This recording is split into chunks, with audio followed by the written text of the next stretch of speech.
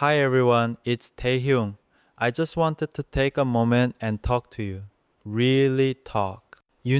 Sometimes life moves so fast, we forget to breathe, to pause, to feel, and I've been there. Today, I want to share something personal with you. Something I've been learning about myself, my family, and what it really means to be present. For the longest time, I thought I was living the dream correctly as long as I kept moving. If the lights were on me, if the music was loud, if the schedule was impossible, it meant I was doing it right. That's what everyone believed about me, my family, my members. Even the fans who could read my micro expressions better than most people read books. They thought they knew me because I never let them see me unsure. I made sure of that. I talked like someone who already had answers even when I was still forming the questions. I left like someone who never felt heavy, even when the weight of being the Taehyung everyone imagined started sitting on my ribs a little too long. I remember one night sitting alone after practice thinking, if I keep giving 100%, nothing else will ask for more. What a ridiculous equation. Life doesn't work like choreo counts. It doesn't cap out just because you hit perfection.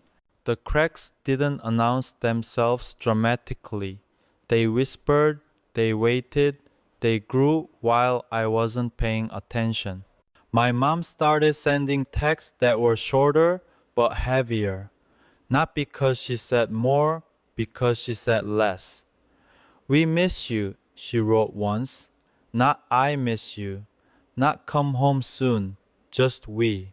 A chorus of absence in two small words. I stared at it longer than I should have, pretending it didn't hit. At home, they kept a space for me in conversations, but eventually you could hear the careful editing in their voices. My dad would say, he's busy, before anyone else had the chance to ask. My sister stopped nagging me about replying faster and replaced it with random photos of Yantan instead. Cute dog pics, quiet concern, same thing, different wrapping. And the guys noticed too. They always do.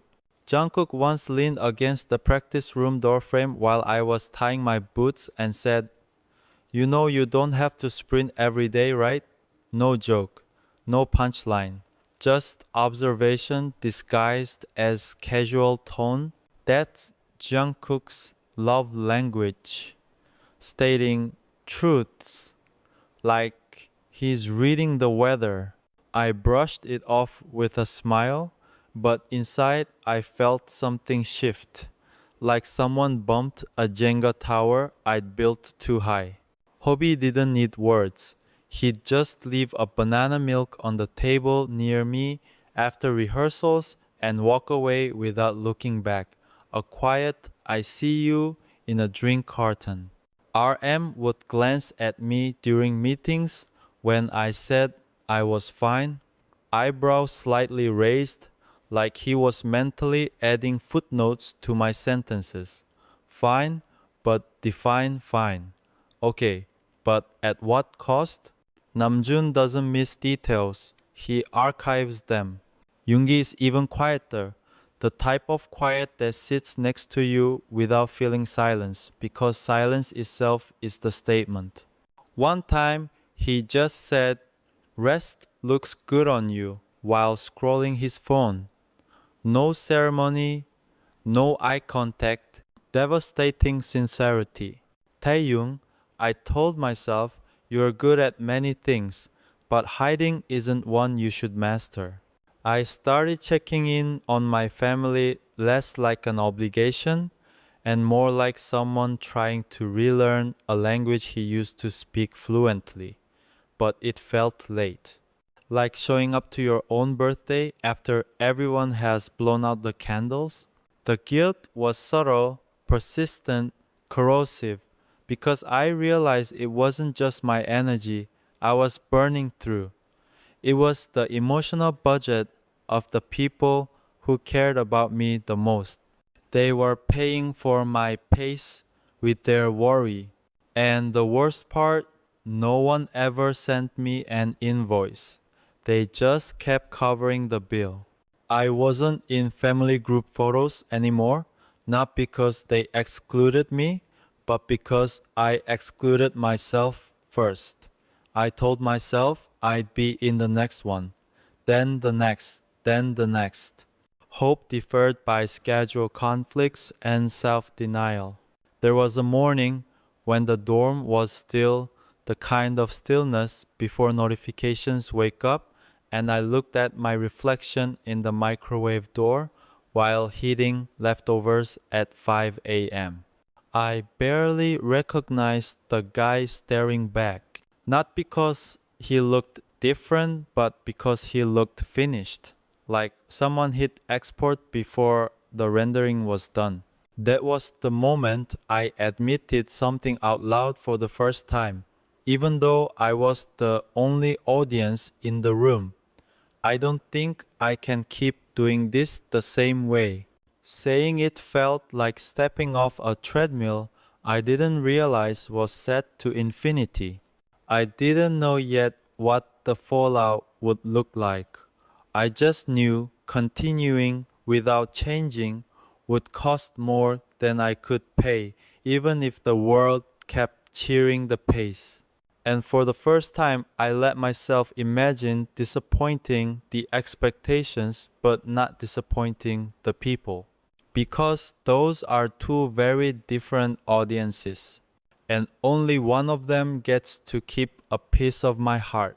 When I finally said it out loud, even if only to myself, it felt like opening a door I'd spent years pretending didn't exist.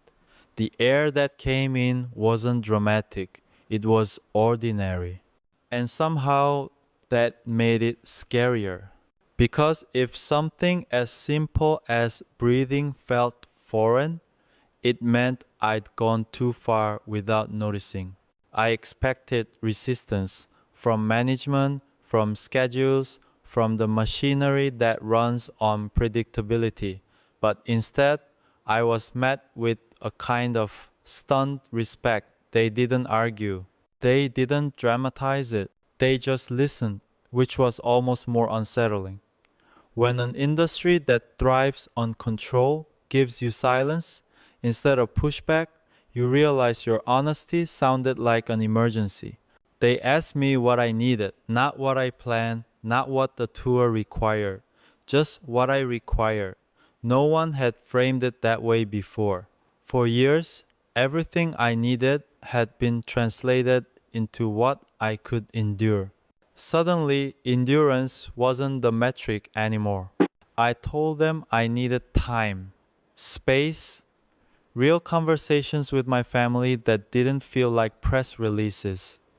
I needed days that weren't about preparing for something, but being present in something. Even if that something was just a cup of coffee in my apartment kitchen, Yontan snoring in the background, sunlight acting like a guest star I never invited. And then there were the guys. They didn't wait for the announcement. They felt it before it was formatted into words. That's what brotherhood looks like when it's real. You don't need subtitles. Jungkook showed up first, not literally knocking, but close enough. He stepped into my room holding that familiar, half-serious expression, the one that means he's been thinking for a while. You look like someone hit pause on you mid-sentence, he said. And yeah, maybe that's exactly how I felt. Interrupted, unrendered, waiting to load. I laughed because deflection is reflex at this point. But he didn't let the laugh resolve the moment. I'm serious, he added, sitting down like he owned the emotional timestamp of the conversation. You don't owe us constant motion. You owe us honesty. There it was again. Honesty like oxygen. Necessary, terrifying, unavoidable. Hobby came later, quieter but intentional. He didn't need to ask if I was okay. He could read the room better than most people read notifications. He just leaned against the wall, arms crossed, nodding once like he was giving me permission on behalf of the universe. Boundaries aren't betrayal, he said. Classic hobby, gentle, precise, emotionally engineered. They're proof you plan to stay with us long enough to protect something. RM dropped wisdom like he always does, like it's his unofficial position in the group dynamic hierarchy. People assume artistry means self sacrifice, he said during one of our late night talks in the lounge.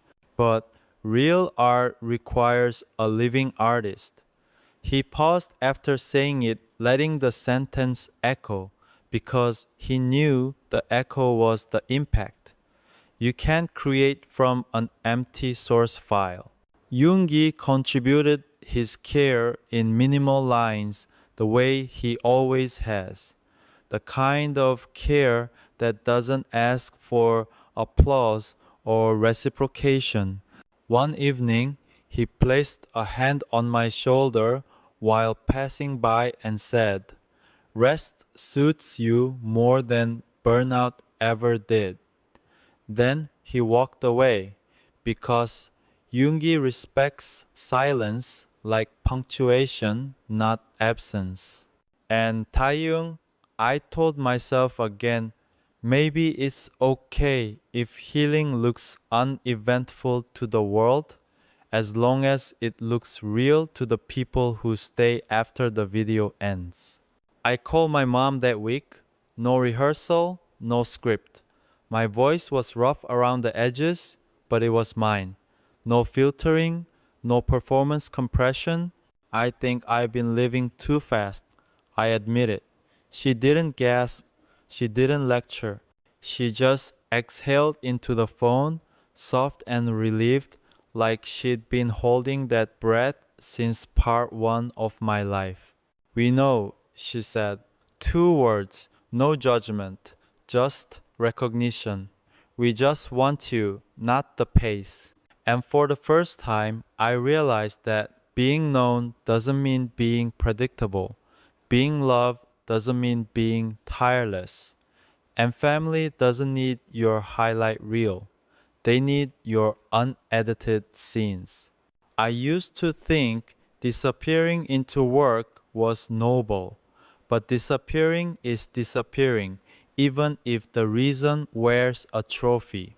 So I started small, replying longer, calling without urgency, sending my own pictures from random corners of Seoul, not stages, not studios, but crosswalks, convenience stores, river reflections, cloudy skies, proof of life, not proof of achievement. I was learning to speak again, not louder, just truer, because truth has better retention than perfection ever did. And unlike perfection, it doesn't crash when the system overheats. The next morning, I woke up without an alarm. For someone who had lived by schedules and countdowns, that felt almost criminally indulgent. I lay there, staring at the ceiling, listening to the city breathe around me. Honking cars, distant chatter, the occasional motorcycle weaving through traffic. It was ordinary, but it was mine. Mine to witness, mine to exist in, not mine to perform for. I made coffee without thinking. No script, no timing, just the ritual itself. The warmth in my hands reminded me of afternoons with my mom, the small rituals of home that I hadn't realized I'd missed. I didn't take a picture, I didn't pose. I just held it, and for the first time, satisfaction wasn't measured in likes or comments. Hobie called, insisting I come out for a walk. We wandered through quiet streets, the kind that are usually empty at this hour. See this? He said, pointing at a small shop with morning light spilling onto the sidewalk. This is living outside your calendar. I laughed, partly because it was true, partly because the simplicity of it hurt in a good way. My chest ached, but it was a light ache, not the tight, constricted pain of performance pressure. Later, Namjoon invited me to revisit our old practice building, the one where we sweated until dawn, where music and exhaustion fused into something almost sacred. I hesitated. Walking into a place layered with memories can feel like opening a wound and a gift at the same time. But I wanted to see the ghosts of who I was. I wanted to confront the versions of myself that didn't stop, that believed every second of pause was failure. The building smelled like wood, sweat, and faint echoes of laughter. I could almost hear my younger self arguing with Tae, Jungkook, and the others about formations, missing steps, or who forgot the lyrics. The floor was worn, the mirrors scratched, but it was real, tangible. And standing there, I realized how much of myself I had left behind in the pursuit of perfection. Namjoon stood quietly beside me, arms crossed in his signature calm. "You're learning to live again, Tai," he said softly. "And that matters more than the hours you logged here." His voice, steady and firm, carried the weight of truth. I nodded, swallowing hard. Every reflection, every echo in that room reminded me of what I had sacrificed, but also what I had survived. Walking out, I felt different. Lighter, maybe, not healed, not complete, but no longer trapped. And that sense of freedom, that small crack of space to breathe, was enough. Enough to begin again. When I returned to my apartment, I found a message from my sister, a photo of our family at the dinner table, warm lighting, laughter frozen in pixels. At the bottom, she wrote, "Next time, you need to be in the picture." And for the first time in years, I felt it possibility. Not guilt, not pressure, just a quiet hope that I could reclaim my place in the family I loved. I decided to go home again, not for a short visit, but for a weekend. No rehearsals, no schedules, just presence. The elevator doors opened, and there was my sister, face bright, arms wide. "Oa," she yelled, hugging me so tightly I could barely breathe. Mom was behind her, tears glinting in her eyes, and Dad tried to hide his smile, failing. They didn't need me to explain. They just knew. We cooked together, shared stories, laughed at old jokes, and argued over which dramas were overrated. Each mundane moment felt extraordinary, like I was seeing life in high definition for the first time. Mom said I seemed lighter. I looked at her hands, the way they moved over apples over the cutting board. Gentle, deliberate, real, trying is enough, she said. And it was. Finally, I understood that trying didn't mean forcing perfection. It meant showing up fully, unapologetically. That night, I lay in my old room. The familiar creaks, the distant hum of the neighborhood, it was comforting, like a lullaby from a past life. Healing didn't have to announce itself. It could be small, quiet, and almost invisible, but I felt it. The slow, steady pulse of being human, not just performer. Returning to Seoul, the city lights no longer felt cold. My apartment wasn't empty. Messages came in, small gestures. Yoonji sending a thumbs up emoji, Jin sharing a cooking disaster photo, Hobie sending sparkly selfies. It wasn't suffocating, it was connection. They were giving me space, but staying present. And that presence healed in a way I hadn't expected. One evening, I walked alone to a small park. Spring had come, cherry blossoms in full bloom. I didn't rush, I didn't perform. I just stood, breathing, watching petals drift in the wind. The world moved around me, but I was still, and in that stillness, I realized how much I had missed. Not milestones, not applause, not schedules, but this ordinary moments unnoticed for years. My phone buzzed. Yoongi, where are you? He asked. At the park. Alone? Yes. Good. And that was it. No judgment, no lecture, no explanation. Just recognition and care without words. Sometimes care doesn't need words, sometimes it just needs presence. Later, I ran into Jungkook outside my building. Where were you? He asked softly. Just walking. You look lighter. The strangest part? I believed him. And maybe that was the point, believing that I could carry weight differently, without breaking. That I could exist without performing, just being. He followed me inside, opening my fridge with mock horror. You have nothing in here but guilt and sadness, he said, then grinned. Let's go buy groceries.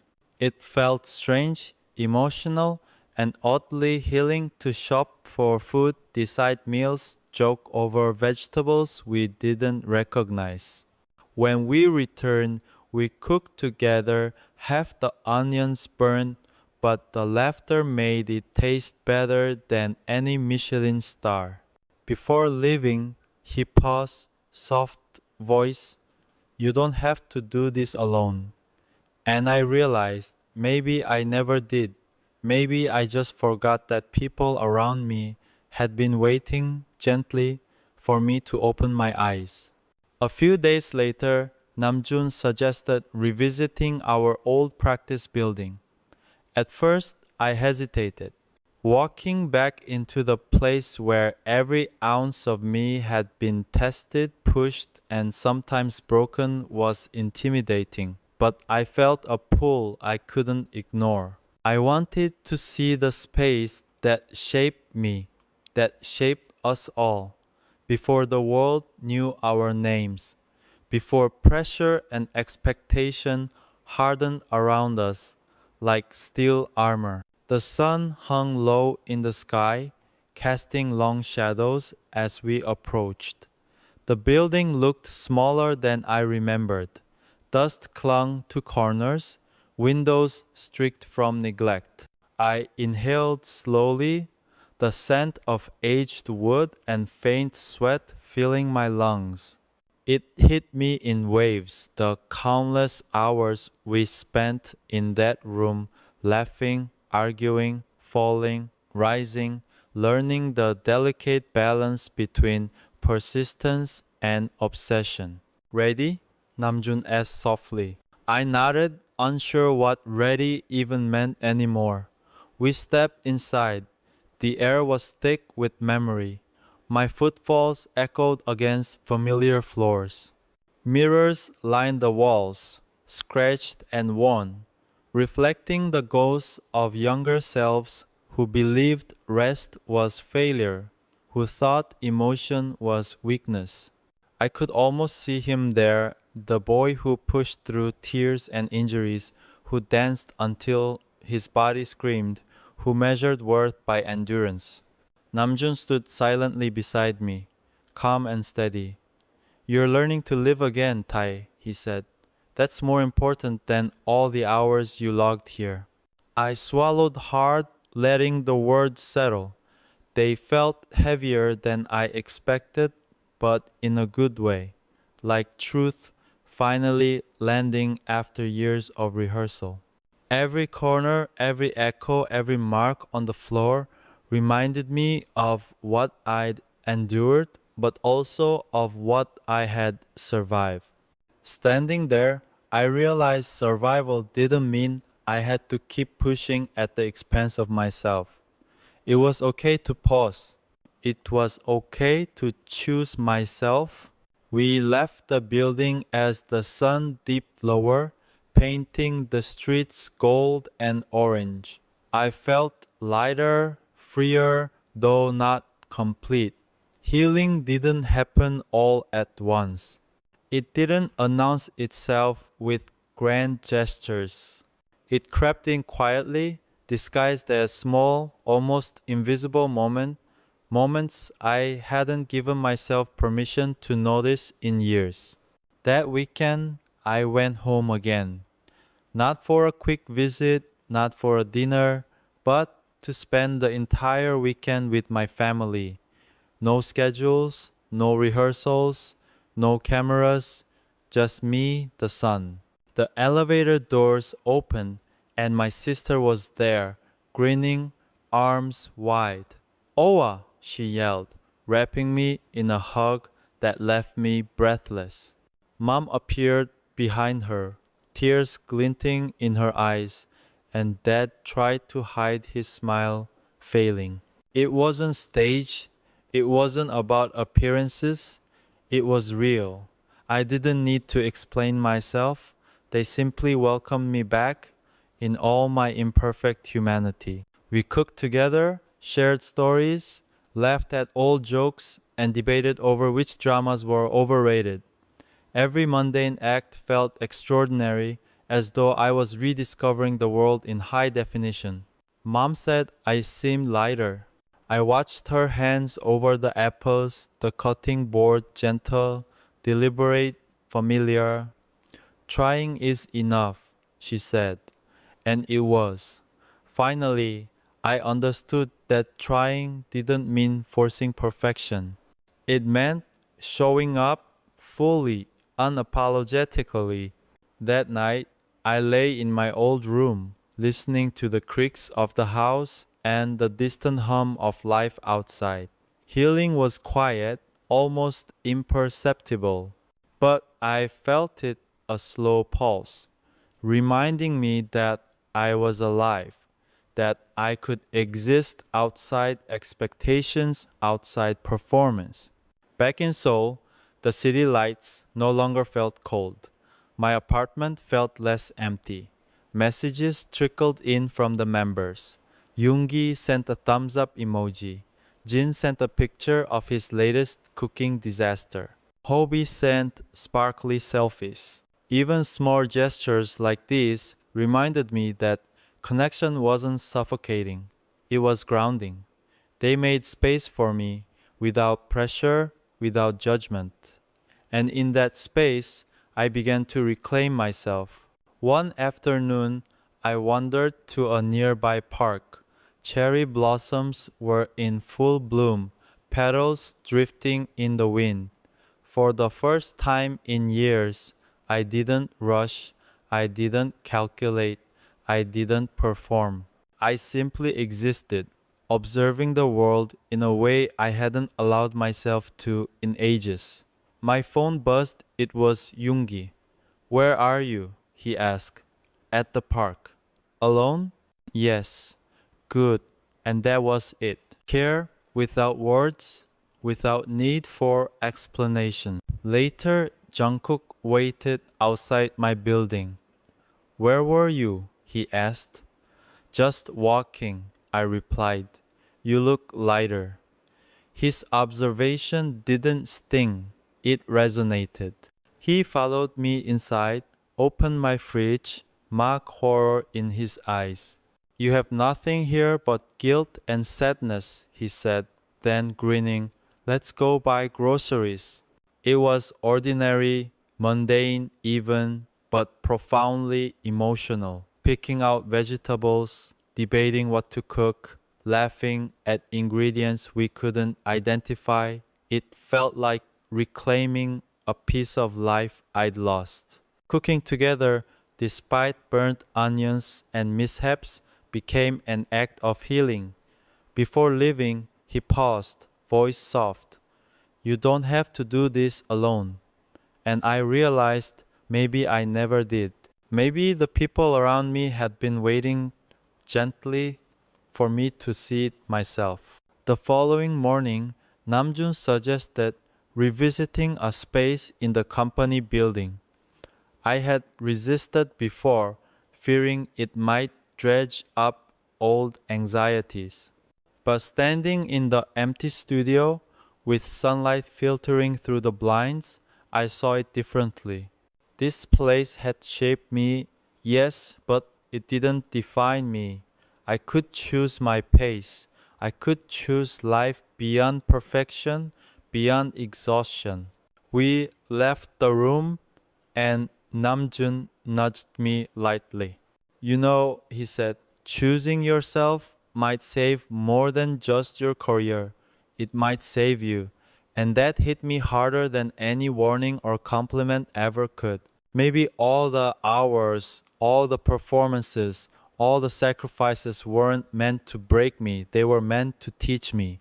But only if I learned to pause, to breathe, to reclaim myself. By the time I returned home, evening had fallen.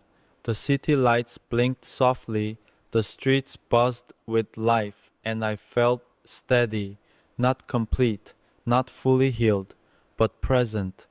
And for the first time in years, that presence felt enough. The weekend stretched out gently, like soft sunlight spilling across familiar streets. I woke up early, not to alarms or schedules, but to the distant hum of life outside my window. Birds chirping, neighbors moving about, a bicycle bell ringing in the quiet. I lay there for a long moment, letting the ordinary sounds seep in, realizing how long it had been since I noticed anything outside rehearsals, meetings, or performance schedules. Breakfast was simple rice, eggs, kimchi, but for the first time, I ate slowly. Each bite tasted like a reminder that nourishment wasn't only for the body, it was for the soul. My mother appeared in the kitchen doorway, a small smile playing on her lips. You're taking your time, she said softly. Yes, I replied, the word tasting foreign but right. I felt allowed to savor, allowed to exist without pressure. Later, my sister suggested we go for a walk. The air was crisp, carrying hints of spring, the scent of blossoming flowers mingling with the faint aroma of street food. We wandered without destination, laughing at memories and making new ones in the same breath. I noticed details I had overlooked for years, the pattern of light on the pavement, the way leaves swayed in the wind, the laughter of children echoing across a small playground. It was grounding, it was quiet, it was everything I hadn't realized I was missing. My father joined us mid-walk, quiet but present. At one point, he stopped, looking at me in a way that caught me off guard. You've grown, he said simply. Not just older, but, well, you're becoming someone who sees things clearly. His voice was steady, but I caught the hint of emotion he tried to hide. I swallowed hard, words lodged in my throat because there was nothing to say. His acknowledgement, subtle and gentle, was enough. Back at home, we prepared dinner together. My sister chopped vegetables with exaggerated care, teasing me about how seriously I used to take everything. Mom stirred a pot of soup, glancing at me with a smile. Dad grilled meat outside, humming softly to himself. The familiarity of it all, the mundane, the ordinary felt profoundly healing. Every laugh, every small mistake, every quiet observation reminded me of what had been missing in my life for so long: connection. Later that night, I found myself sitting by my bedroom window, gazing at the city lights. My mind drifted to the members, to the messages that had been exchanged over the past days. Simple gestures, thoughtful words, reminders of care and patience. Namjoon's advice, Yoongi's thumbs up, Jin's cooking disasters, Hobi's playful selfies, Jungkook's groceries and laughter, they all reminded me that I wasn't walking this path alone.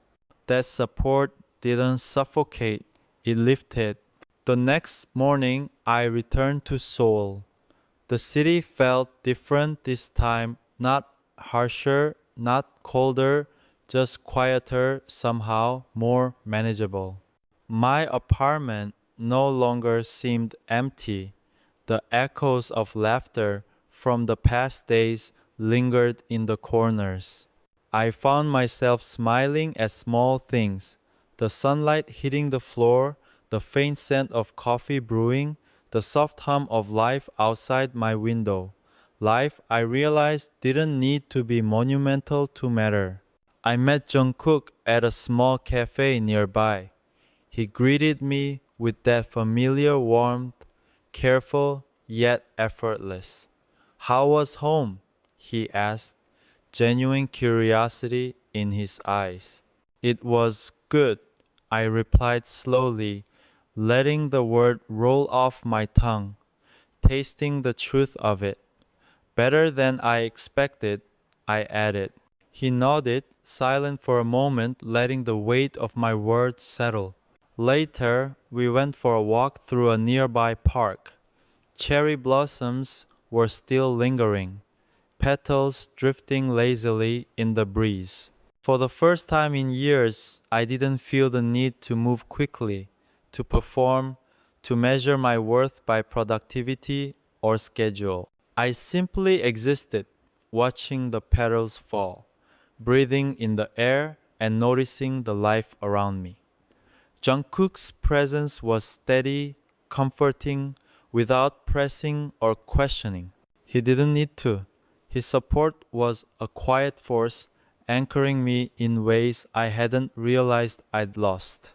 That evening, I returned to my apartment to find a message from my sister, a photo of the family dinner from the previous weekend. She had written, "Next time you need to be in the picture." I stared at it, letting the warmth spread through me.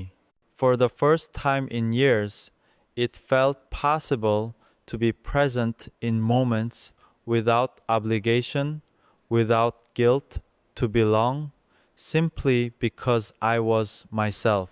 The days that followed were slow, gentle, healing. I started noticing the ordinary things: sunlight spilling across the living room floor, the faint hum of a heater, footsteps echoing in the hallway. I found an old hoodie in my closet, the one I used during training, soft and worn. Slipping into it felt like touching an older version of myself, one who had been hungry, hopeful, determined, and yet afraid. That boy hadn't disappeared. He had been waiting for me to find him again. Yoongi texted one evening, "You okay?" I typed back simply, "I'm starting to be." And it was true. I was rediscovering the fragments of happiness, slowly piecing together the parts of myself I had neglected. The members continued their small gestures, reminders that I didn't need to shoulder the world alone. Namjoon's long messages, Jin's humor, Hobi's energy, Yoongi's quiet care, Jungkook's constant grounding, they formed a mosaic of support that reminded me what it meant to be seen, to be valued, and to be loved without conditions. One afternoon, while walking to a convenience store alone, I realized how much I had missed the simplicity of life outside performance. The fluorescent lights, narrow aisles, the mundane act of choosing snacks, it all felt like a revelation. Life existed outside stages and cameras, and it was okay to participate in it fully, unapologetically. Returning home, I found Jungkook waiting again, leaning against the wall. His words were soft but firm. You don't have to do this alone. And in that moment, I understood.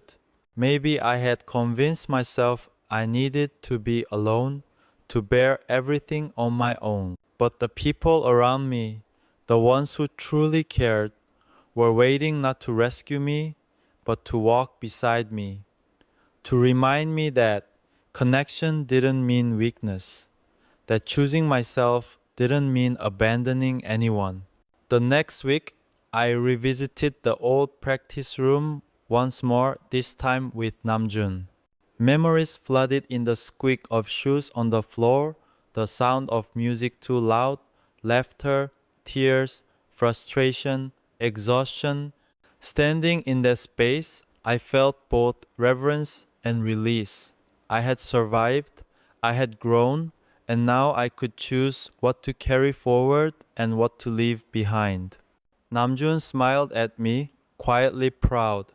You're choosing yourself, he said, and that choice might just save you. And I realized he was right.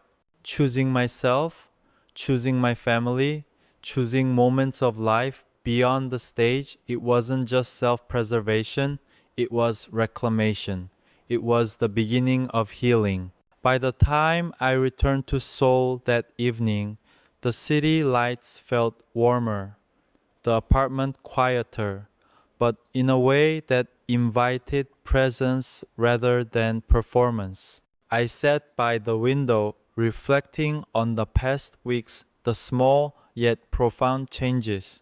I wasn't fully healed, not yet, but I was no longer lost.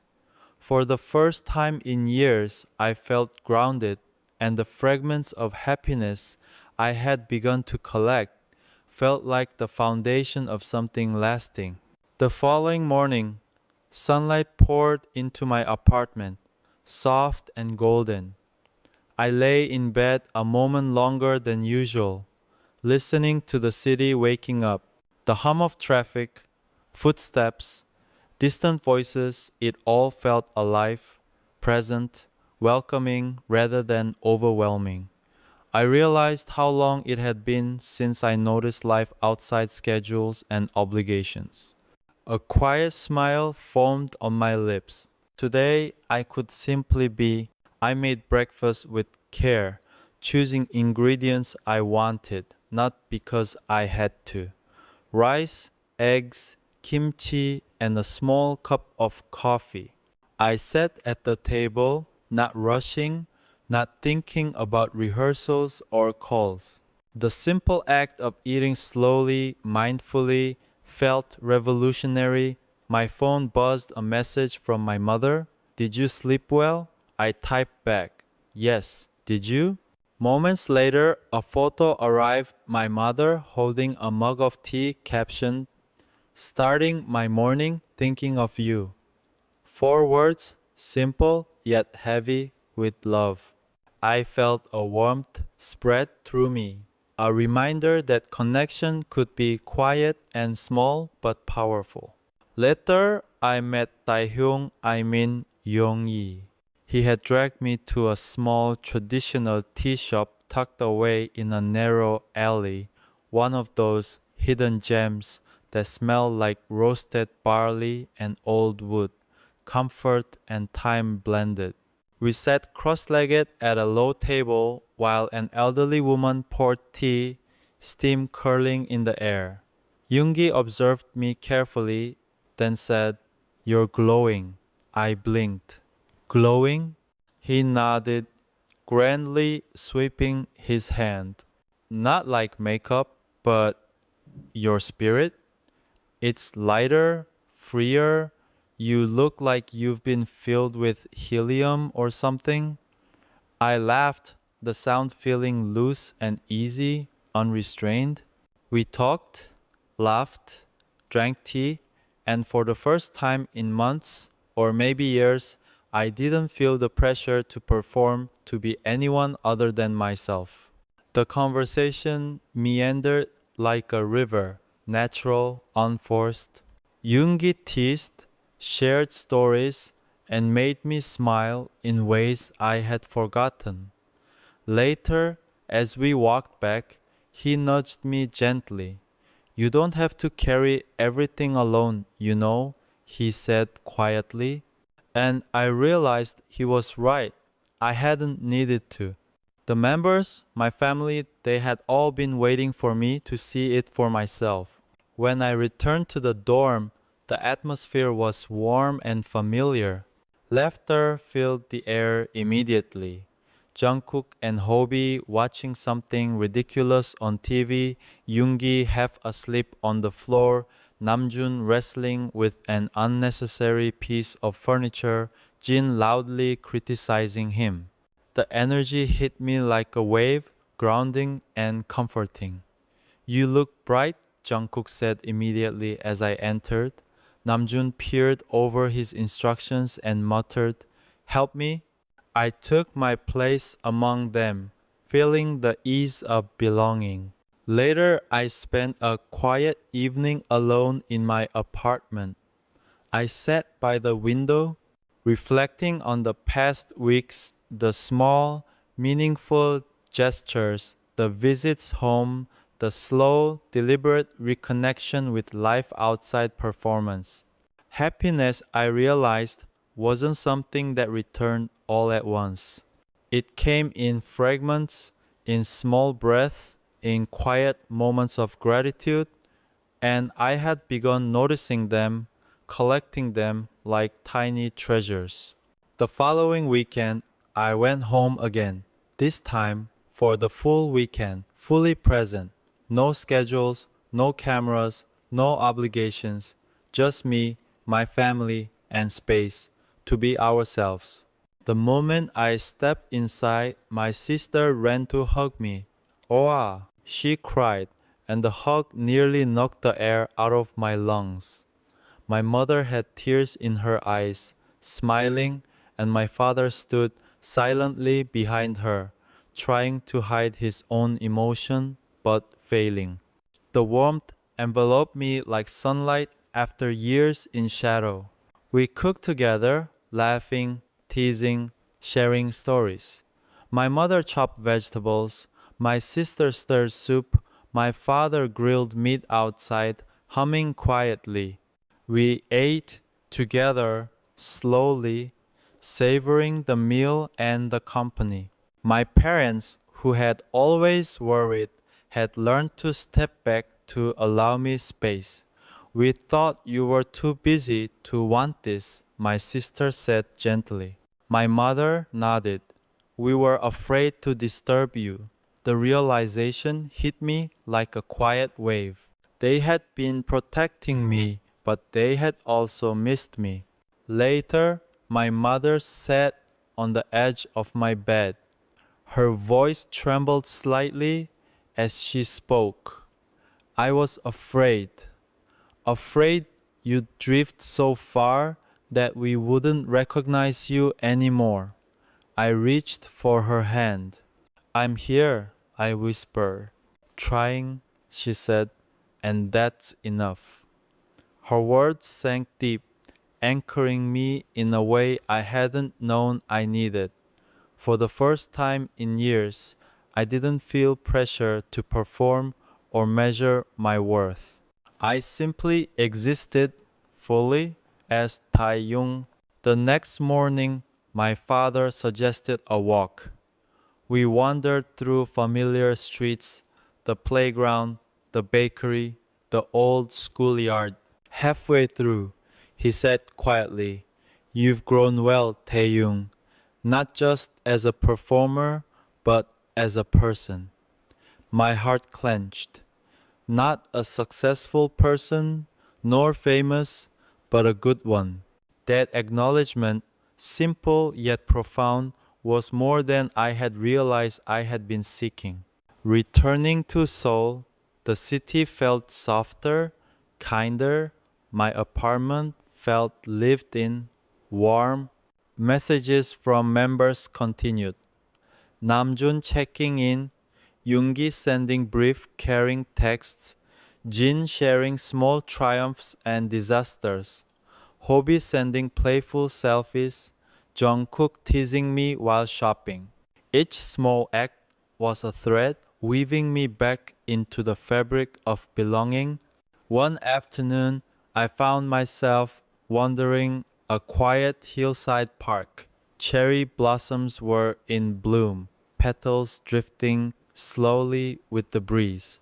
For the first time in years, I wasn't rushing, I wasn't performing, I was simply present, breathing in the soft spring air, letting the world move around me without expectation. My phone buzzed Yoongi. "Where are you?" he asked. "At a park," I replied. A pause. "Alone?" he questioned. "Yes." Another pause. "Good," he said simply before hanging up. His brief message carried weight. I was allowed solitude, allowed peace, allowed life beyond expectation. Later, Jungkook met me outside my building. He leaned casually against the wall, hood up, watching me approach. "You disappeared," he said softly. "Went for a walk," I replied. He nodded knowingly. "You look lighter," he said. And for the first time, I believed him. We went upstairs together, laughing and joking as he explored my kitchen, remarking on the emptiness and clutter. We cooked, burned some onions, laughed uncontrollably, and ate together. Before leaving, he paused at the doorway. "You don't have to do this alone," he whispered. I realized then that I never had. The people around me, my family, the members, they had been waiting for me to open my eyes, to see that strength didn't require isolation, that choosing myself didn't mean abandoning anyone. That night, I sat in the dark, reflecting, fragments of happiness, small moments of peace, laughter, connection, they were all returning, piece by piece. I wasn't fully healed, but I was no longer lost. I was reclaiming myself slowly, gently, and for the first time, I felt I was exactly where I needed to be. Healing, I realized, didn't arrive dramatically. It was quiet, it was gentle, it was noticing sunlight, a sibling's hug, a friend's simple message, a cherry blossom drifting in the wind. It was ordinary life, extraordinary in its return, and I had begun to live it fully again. The next few days passed with a sense of quiet rhythm. I woke up without the alarm pressing me into panic, without the pressure of schedules crowding my chest. I brewed coffee slowly, inhaling its warmth, feeling the steam brush my face. The city hummed outside, distant yet alive, reminding me that life continued beyond studios, stages, and screens. I felt myself noticing details. I had long ignored: the soft rustle of leaves outside my window, the gentle footsteps of neighbors, the low murmur of traffic. These ordinary sounds, once drowned out by noise and expectation, now felt like companions. I began visiting my family regularly, not out of guilt or obligation, but desire. Each visit unfolded like a gentle rediscovery. My mother would greet me with the same smile she had always worn, but now softer, relieved, present. "You look rested," she said. Her hands moved with deliberate care, peeling fruit, stirring soup, setting the table. I watched, memorizing the motion, the patience, the warmth I had missed.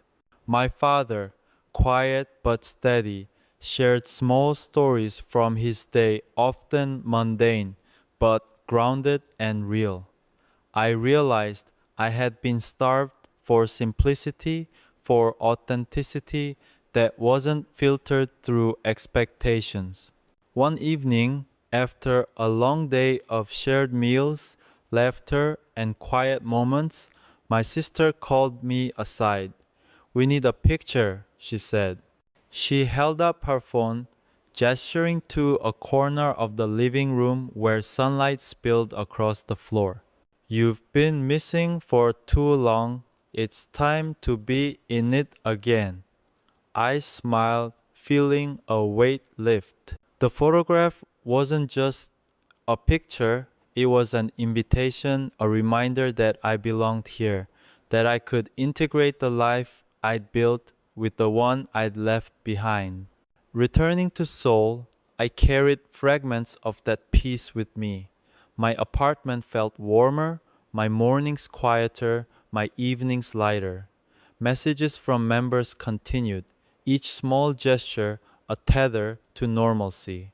Yoongi sending brief, precise texts, Namjoon offering advice or encouragement, Jin sharing mishaps from his kitchen experiments, Hobi sending playful voice notes, Jungkook teasing me mercilessly. Each interaction, small as it seemed, reminded me that I was never truly alone, that support existed even in subtle forms. One afternoon, I wandered to a small, tucked-away park. The cherry blossoms were in full bloom, petals drifting like soft pink snow. I stood still, inhaling the fragrance, feeling the sunlight warm my skin. For the first time in years, I wasn't rushing, I wasn't calculating, I wasn't performing. I was simply present, breathing, noticing, existing. A text buzzed, "Yoongi, where are you?" I typed back, "Park, alone," another pause. "Good," he replied, and hung up. His simple acknowledgement felt like permission, a reminder that solitude could be safe, restorative, even joyful. Later, Jungkook met me outside my building, leaning against the wall with his hood up. "You disappeared," he said softly. I shrugged. "Went for a walk." He nodded. "You look lighter." For the first time, I believed him. Walking upstairs together, he peeked into my fridge, frowned at its emptiness, and joked about guilt and sadness. We cooked a small meal, laughing as we burned half the onions, teasing each other through the process. The act of creating something together, mundane yet shared, carried a healing I hadn't realized I needed. Before leaving, he paused at the doorway. "You don't have to do this alone," he whispered. Those words lingered long after he left, echoing in the quiet corners of my apartment. Maybe I never had to. The members, my family, they had been waiting for me to see it for myself. Strength didn't require isolation. Choosing myself didn't mean abandoning anyone. As nights passed, I noticed subtle shifts in myself. Waking up without dread, preparing meals without rush, noticing small joys, these became the new markers of progress. Healing didn't announce itself with dramatic gestures. It arrived in quiet moments, a laugh shared over burnt onions, the sun falling across my bedroom floor, a message from my mother asking if I'd slept well. Each fragment of peace stitched a larger tapestry of recovery. One weekend, I returned to my family home, fully present, no cameras, no calls, no obligations, just me and them. We moved through the day with gentle ease, breakfast at the table, a stroll through the streets I had known as a child, preparing lunch together, reminiscing about past moments, both trivial and significant. The walls of our home seemed warmer, the air lighter. The act of being there, simply being, felt revolutionary. That evening, my mother sat beside me, her voice soft. I was afraid you'd drift too far, that I wouldn't recognize you anymore. I reached for her hand. I'm here, I whispered. Trying, she said, and that's enough. Her words, simple but heavy with love, anchored me in the present. I felt gratitude ripple through me, a quiet recognition that imperfection was acceptable, that presence mattered more than perfection. The following morning, my father suggested we walk. We moved slowly through familiar streets, the playground, the bakery, the old schoolyard. Halfway through, he said quietly, "You've grown well, Taehyung, not just as a performer, but as a person." My chest tightened. Recognition, unconditional and unmeasured by fame or success, struck me deeply. I realized I had been seeking approval externally for years, when all I truly needed was acknowledgement at home from the people who had loved me first. Returning to Seoul, the city no longer felt harsh or cold. My apartment felt more alive, filled with warmth and fragments of the life I had been missing. Small interactions with members reinforced this shift.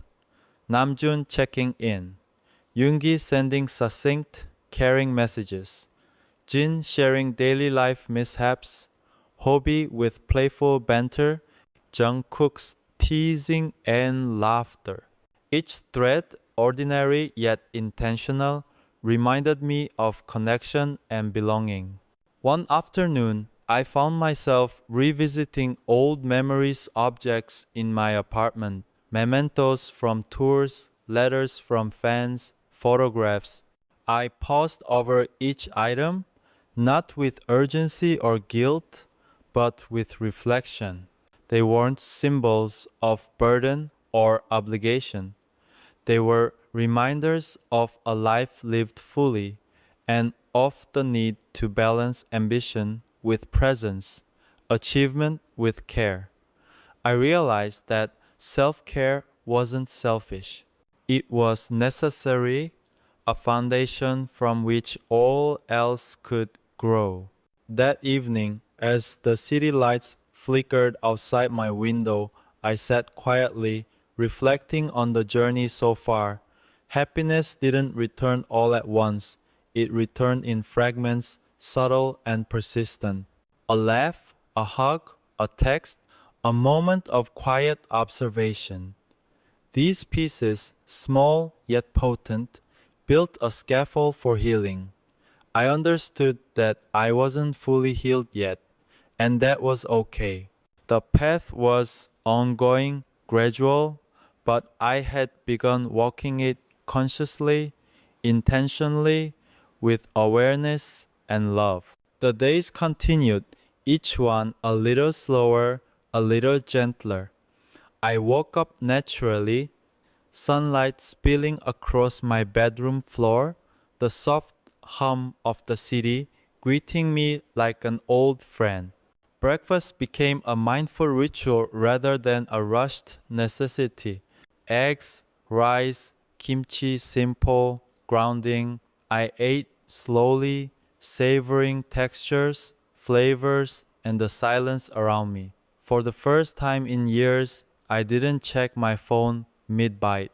I didn't skim emails or worry about schedules. I just existed, fully present. Messages from my family continued to weave warmth into my days. My mother sent little reminders to eat, photos of my father tending the garden, my sister joking about office life. Each text was a thread connecting me back to the life I'd neglected, a reminder that love was patient, constant, forgiving. Even a simple, "Did you sleep well?" felt profound, a tiny anchor grounding me in care and presence. I made it a point to visit my family whenever I could. Each time I noticed details I'd forgotten, the way the morning light hit the wooden floors, the faint creak of the living room chair, the scent of my mother's cooking wafting through the house. We laughed, teased, argued lightly over trivial things, and shared quiet silences. It was ordinary, yet it felt miraculous. I realized that the smallest moments, the ones that went unnoticed in the chaos of my life on stage, were the ones that truly mattered. Returning to Seoul, I carried pieces of that peace with me. My apartment felt warmer, my routines calmer, my mind clearer. I reconnected with the members slowly, intentionally. Yoongi sent his usual terse but caring messages. Namjoon offered guidance and wisdom, often in long, thoughtful text. Jin shared his kitchen disasters and victories. Hobie sent playful videos and voice notes. Jungkook teased, laughed, and reminded me that even in our busiest moments, connection mattered. One afternoon, I wandered outside without purpose. I found myself at a small hillside park, cherry blossoms drifting on the breeze.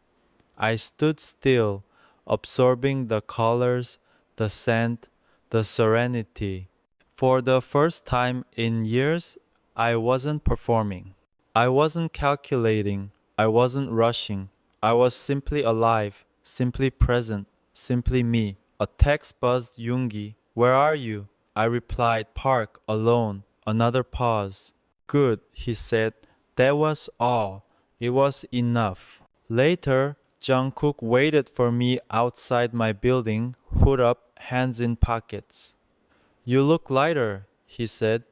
I believed him.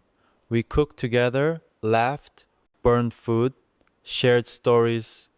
Each mundane act became an exercise in presence, in living, in healing. His words, "You don't have to do this alone," lingered long after he left. Perhaps I never had to carry everything myself. Perhaps connection and support were always waiting patiently for me to accept. The members and I began creating small rituals again: grocery trips, casual dinners, late night chats, shared laughter. It wasn't about schedules, performances, or accolades. It was about presence, care, and mutual grounding. Slowly, the walls I'd built around myself began to crumble, replaced by trust, openness, and love. Visits home deepened this sense of grounding. Each encounter revealed how much I had missed and how much I had grown. My parents' expressions, their careful, patient love, my sister's teasing and warmth, all these reminded me of a foundation I had neglected. Simple gestures like sharing a meal, folding laundry together, or walking down familiar streets became rituals of reconnection. One evening, my mother pulled me aside. "I was afraid," she admitted softly, "that you'd drift so far away we wouldn't recognize you." I held her hands in mine. "I'm here," I whispered. "I'm trying." Her reply was simple but enough. "Trying is enough." That sentence lingered, a mantra, a truth I carried with me in moments of doubt. Time passed, marked not by schedules or performances, but by ordinary life. I noticed the small things, the way morning light hit my apartment, the distant piano notes from a neighbor, the faint hum of the heater, each ordinary sound became a reminder of life beyond duty, beyond expectation, beyond perfection. Healing, I realized, wasn't loud or dramatic. It was quiet, persistent, and cumulative. Evening walks became rituals of mindfulness. I observed the city without rush, without agenda. Trees swayed, petals drifted, and for once I moved through the world as an observer rather than a performer. Each breath, each step, each moment was a fragment of reclaimed life. I understood that happiness didn't arrive all at once. It returned in pieces, gradually, quietly, in unnoticed moments that collectively formed a mosaic of peace.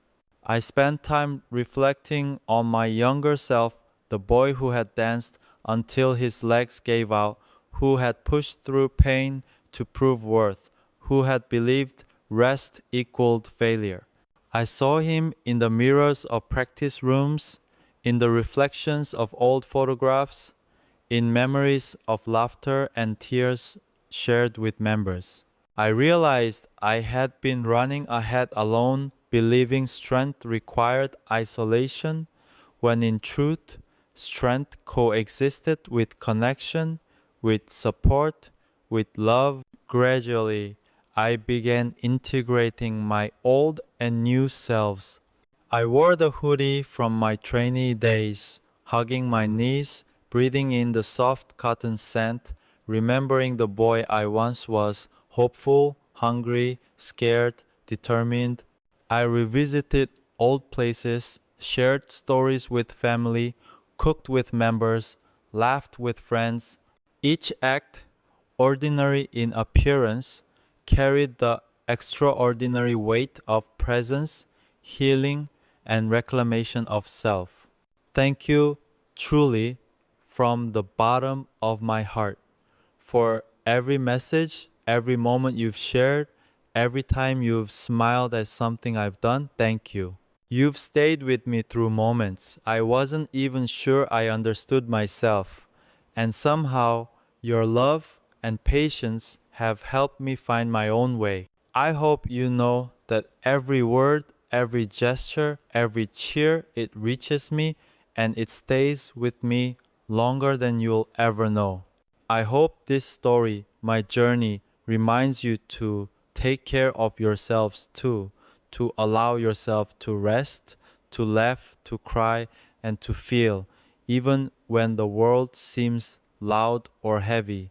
Because it's okay to be human, and because we're never truly alone. You've been by my side, even in silence, and that means the world. I can only hope to return even a fraction of that love and warmth to you. Thank you for being my family, my safe place, my joy. Always thank you.